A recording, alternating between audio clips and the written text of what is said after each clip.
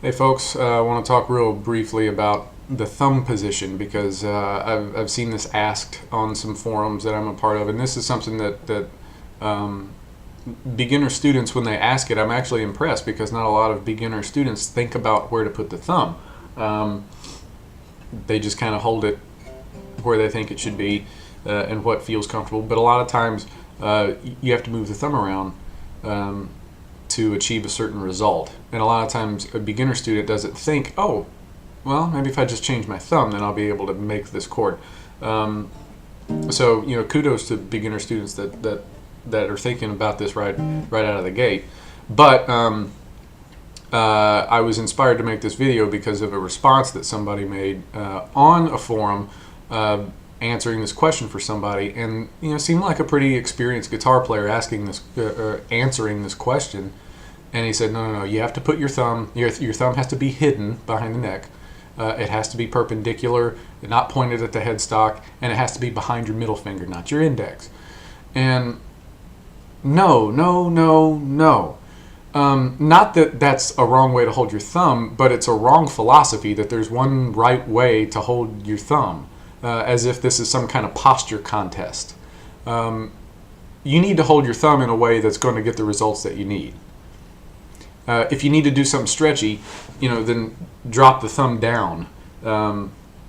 My thumb drops down, and oh, look at there, it's behind the index finger, and it's pointed at the headstock. But it makes my fingers, able to kind of get these stretchy positions and play some of these chords. I wrap the thumb around, and it's up here at the top of the neck, and it's not hidden; it's very visible. But that's how I bend because of the mechanics of bending, and having this part as the fulcrum and trying to fill in this gap right here with the neck. And making chords like this. The point is, your thumb is a floater. It does play a huge role in what your fingers can and cannot do when you're trying to do something on the guitar. So,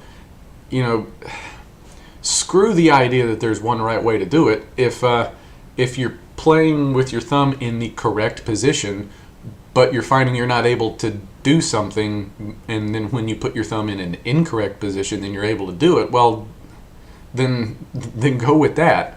If it gets in the way of something I'm trying to do, I'm going to change it. So if it hurts, it's my philosophy all the time. If it hurts, don't do it.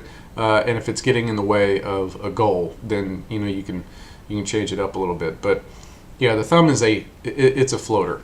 It's going to move around depending on what you need to do, and it's a good thing. If you've never thought of that before, if you're having problems with certain chords, then try moving your thumb position around. A lot of times, if you're barring, your thumb needs to be behind the finger that's barring, and you're kind of doing a pinching thing. I found that helps with making bar chords, as opposed to having the thumb up here when doing bar chords, even though my hand is a certain size to where that actually doesn't really matter for me, but for a lot of people it does matter. If you bring your thumb up, it's pulling your fingers back this way. There's a lot of factors that go into the construction of chords and notes, and the thumb is one of those big factors. And so just play around with it. Experiment. There's not one right way to hold your thumb. Find the right way for you so that you can be able to do what you need to be able to do. So there you go. Just a real quick thing on thumbs. So see you later.